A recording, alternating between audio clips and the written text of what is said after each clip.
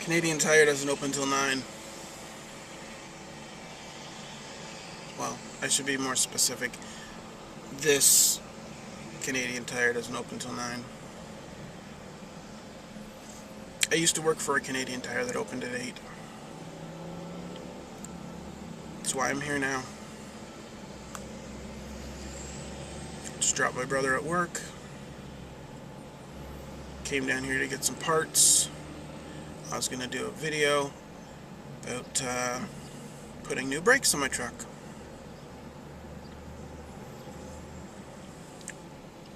But that's going to be delayed by an hour. And I know that if I go home and wait the hour, I won't feel like coming back out again. So I'm going to stick around here.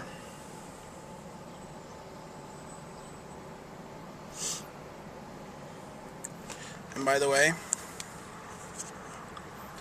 Seattle's best is crap.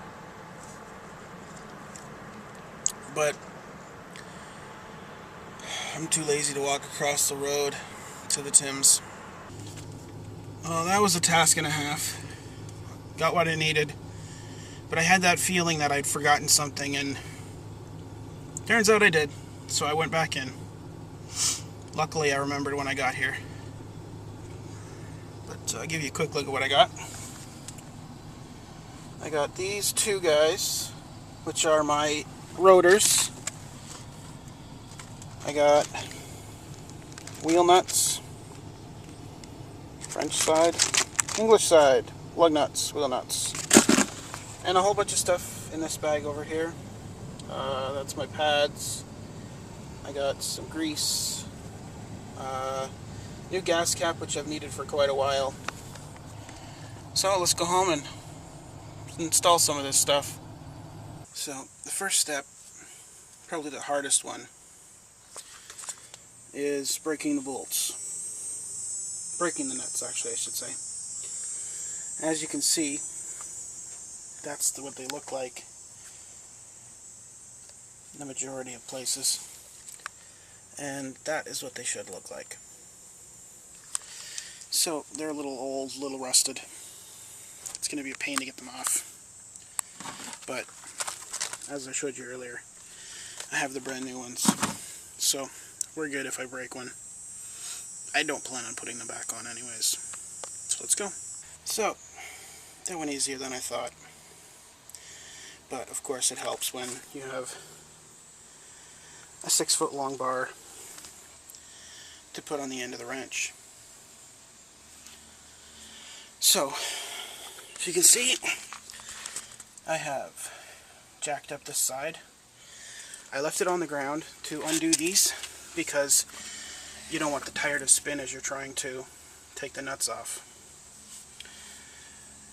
But jack it up, and for safety reasons, you gotta put a jack stand. Needs to go up a little bit higher. So I'll get this underneath, then I'll start taking the tire off. This is the reason I'm doing this work. You can see this is my brake pad. It should be sitting in the caliper. This center point right here should be over here.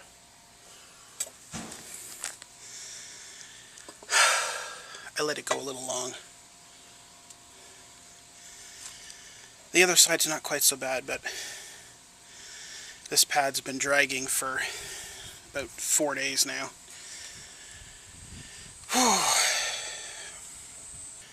Alright, before you go attempting something like this, I want to make sure you guys know you should have the shop manual. Haynes shop manual. They can be purchased pretty much anywhere. I got this one from Canadian Tire. Also, my pads came with instructions, which will get me most of the way there. there's still a couple things they don't tell me how to do, but I'll figure it out. Ford has a system where instead of bolts that hold everything together, they use these. It's a rubber core with two pieces of metal attached to it, and they slide in that little hole right there. Now this one is still on the bottom, so I'm just going to show you how to get it off. I'm going to put you on the tripod. I'll be back in a sec. Now I realize it's a little hard to see, but basically just use a screwdriver, hit them one at a time until they both go into the little hole, and then you can hit them both at the same time.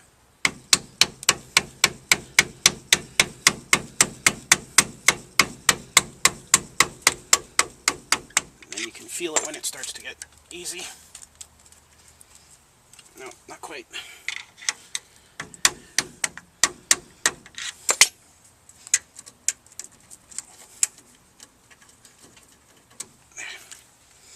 That's it. Now, I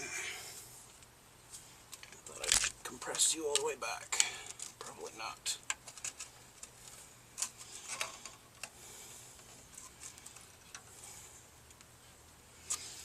Okay.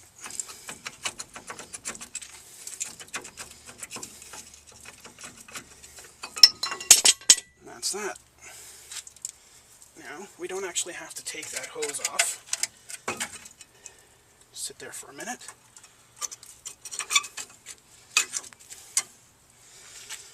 And that is the old pad. It is beat up. I don't know if you can really see it, but there's pieces missing. This one has a couple of very large cracks in it. And I'll show you the difference here. Where did I put them? Right there. This is the new one. That is the old one. So I've already got more pad on the new one. But look at the thickness. This old one was originally this thick. So you can see it's over 50% worn. And those are garbage. Now while I'm out here, I want to get back into the wheel bearings and grease them. So I will pull the disc off. Actually, you know what? I'm going to look it up first. Got to pull the hubcap off, pull the disc off, because I got to replace the disc too. Got a new disc right here. And I'll see you back here in just a minute. Alright, there's the hubcap. Pretty easy to get off.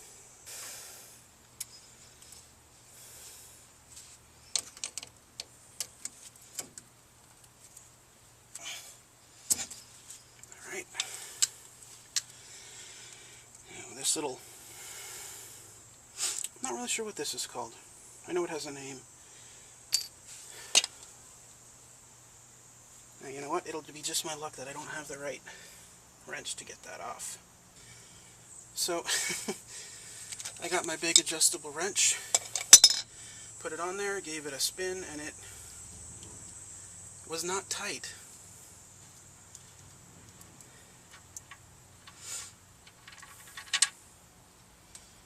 Alright, I gotta keep this stuff off the ground.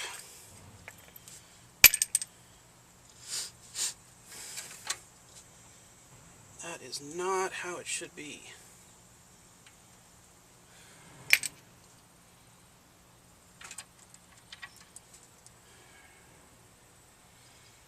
And that is what I like to see. These are still in really good shape.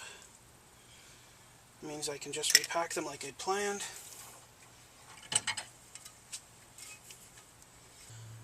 I don't know if that's in frame, but I hope it is. Just go around the edge, millimeter by millimeter, pry it up. There's your dust cap.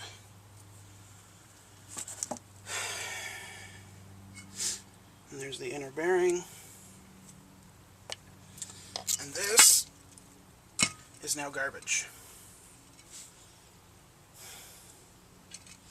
But you know what? I'm going to keep it around just in case I need to. Just like the other one, this one's in pretty good shape. Going to clean them out, re-grease them, and we'll be ready to go for another, how many thousand kilometers? Alright, so, meet you back in a sec. Alright, when you clean these, it's not really imperative that you get them spotless. You just want to get the crap out of them, and basically get the dust and dirt and crap and shit, and the used grease. You can see they're not spotless. They're very much cleaner than they were. But just a little spray and they're done. I used water. A lot of people will not say, will say don't use water. As long as you dry them off, it's fine. But if you can, use brake cleaner.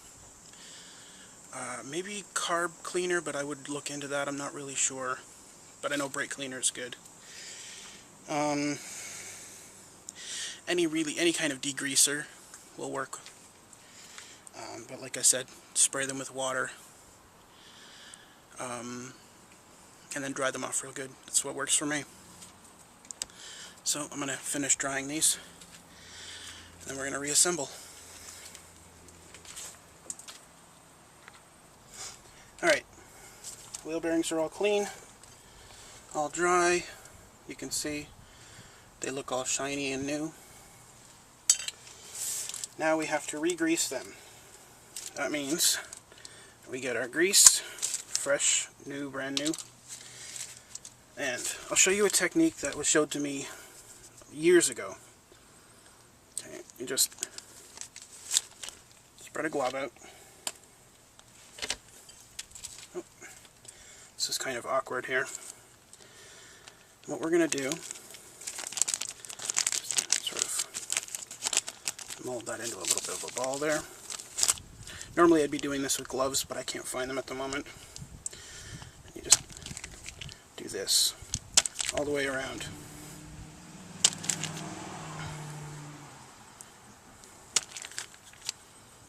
And what that does,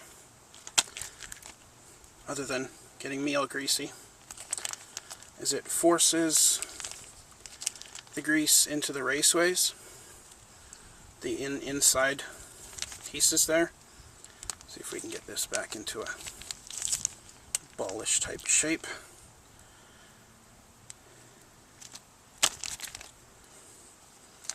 Normally this would work out much better, but because I'm doing it on camera, of course, it's getting all screwed up.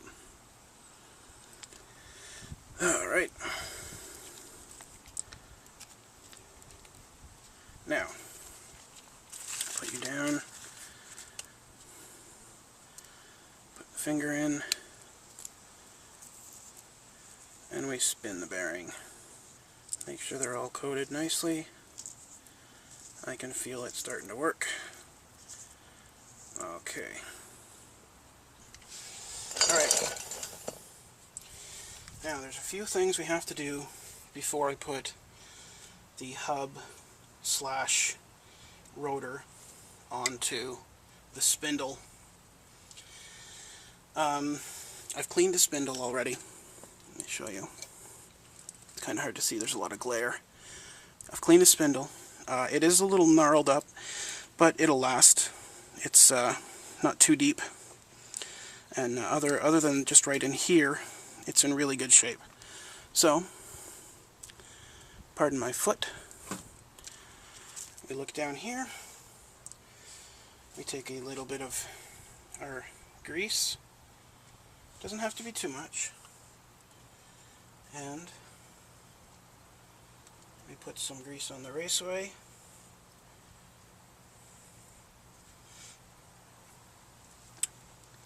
And we pop in our bearing.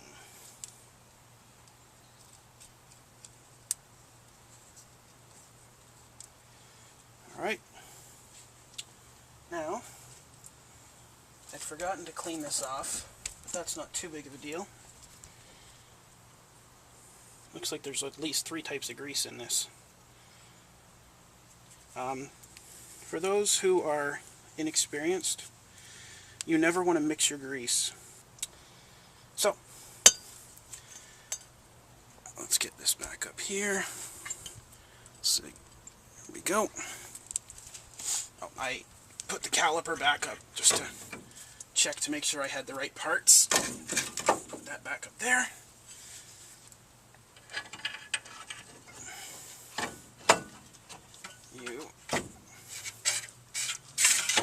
Okay. And oh, we need to put some grease on this raceway.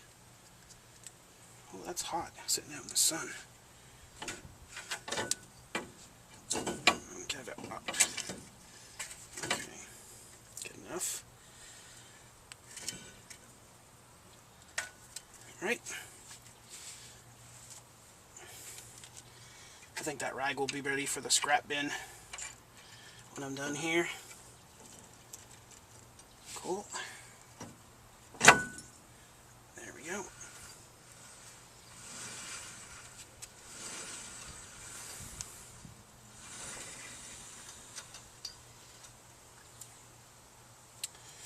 Now,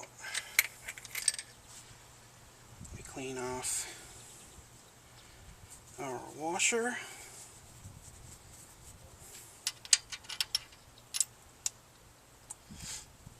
We clean off our nut.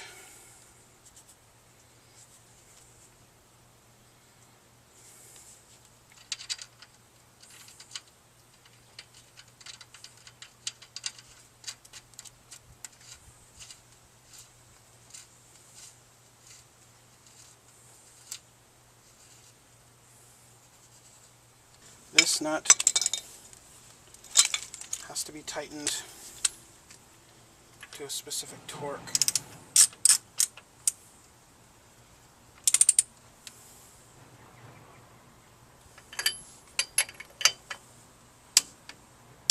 You hear that click? That means it's reached the appropriate torque. Now, back it off. Half a turn.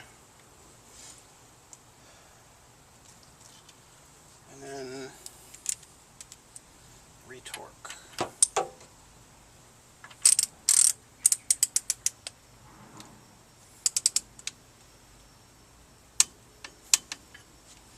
Alright. And that should work itself in. Put you on.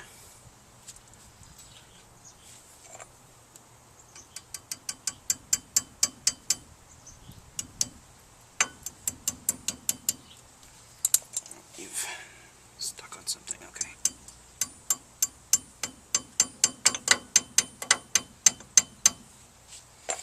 Alright, that's in there. Let me bend that guy up a little bit.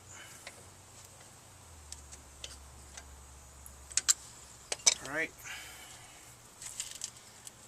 I just gotta wipe this off. Not a real big deal.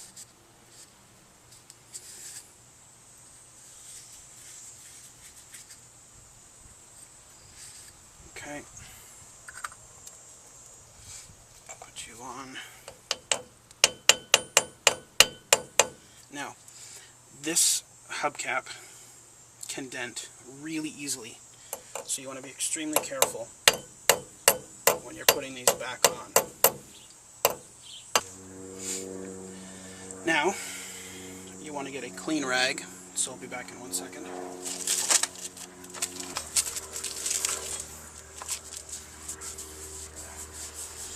Okay, you want to get this surface as clean as possible. You want to take all the grease off. If you had a brake cleaner, use it. I don't. And don't forget the backside as well. These new pads I got are designed to attach to the caliper before it goes in place. So you probably can't see it. I apologize for that. They've got a little clip on them that has to be clipped on. You'll see it in a sec. And there's one. There's two. Alright. See, the front has this little clip. It's marked by this pin at the top, this pin at the bottom. They sit, keep it from shifting around, and this stops it from sinking in. Alright, now I gotta take and squeeze these things back in.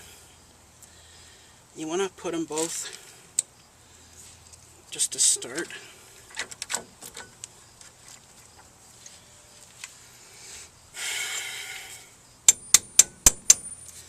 Just so it lines up, you don't have to fight it later.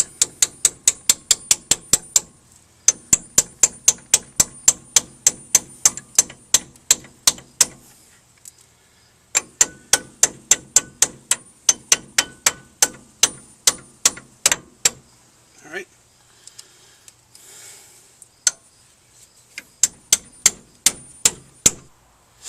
Alright, now that's all back together.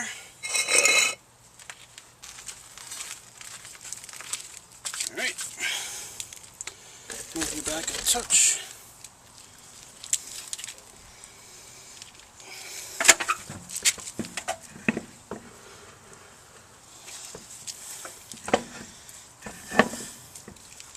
And there.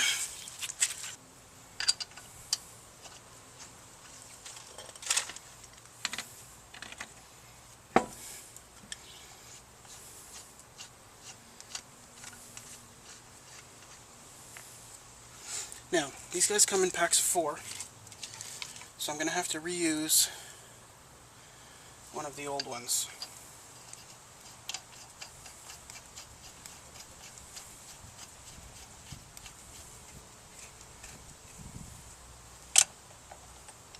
Nope.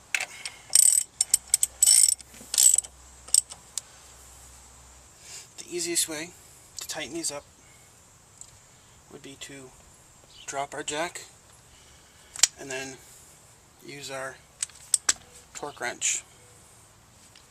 So that's exactly what I'm going to do. I'll be back in just a sec. Alright, we're on the ground again. We're going to adjust our torque wrench to 100 foot-pounds. Almost there. It's 100. This is going to be different for every vehicle. Not every vehicle, but the majority of vehicles it'll be different. That's our 100. Now, we go in a star pattern to keep it even. Oops.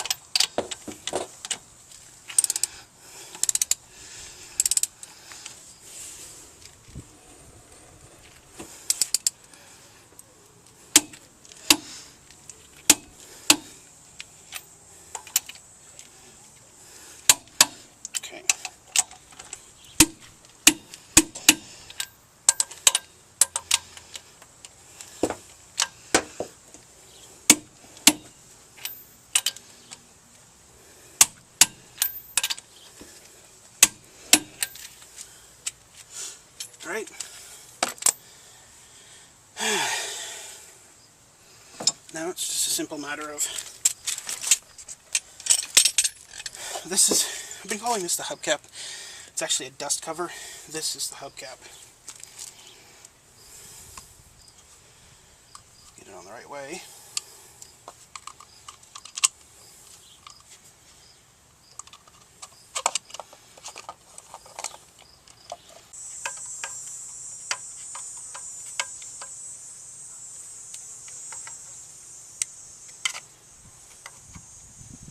And we're done. Just got to do the same thing to the other side now. So, to the other side, which took about half as long as the first side did, which I was pretty much expecting. And I took it out for a test drive, but just to prove it. Oops.